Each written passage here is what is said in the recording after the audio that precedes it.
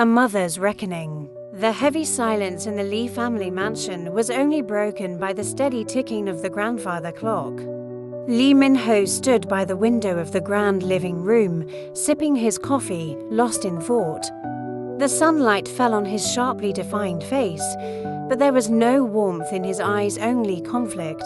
Suddenly, the echo of footsteps cut through the stillness. Madam Lee appeared in the doorway, her presence as commanding as ever. Her face, usually calm and composed, was tight with fury and disappointment.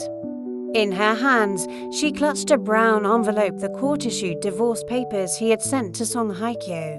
"So it's true," she said, voice sharp and trembling. "You actually filed for divorce." Minho turned slowly, surprised but not shocked. "Mother, don't mother me, Minho," she snapped, her voice cold and dignified.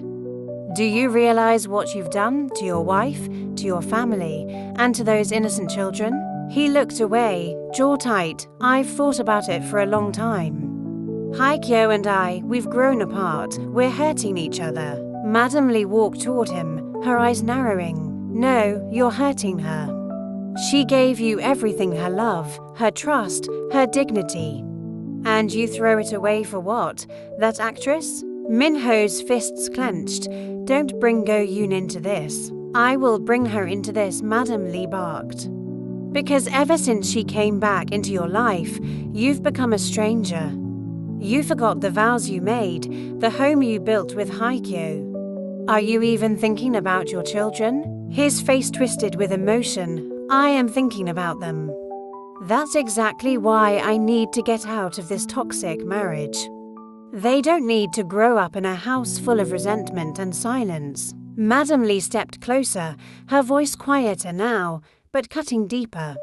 "You call this silence? Hye-kyo stayed quiet because she loved you, because she hoped you would come back to her.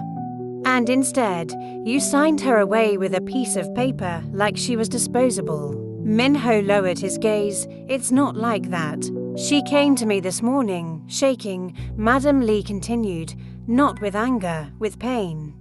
With humiliation. She didn't deserve that. You don't get to walk away without guilt." There was a pause. The air felt heavy. "I raised you to be a man of honor, Minho," she said softly, her voice breaking. "Not someone who abandons his family when things get hard." Minho's voice was barely above a whisper. "I'm sorry, Mother." Madam Lee turned away, clutching the divorce papers. "Don't say sorry to me, say it to your wife. And if you still have a soul left, find a way to fix what you've broken before it's too late." As she walked out of the room, the silence returned louder, heavier, and more damning than before. Always drop a comment, subscribe, like, and share for more interesting videos.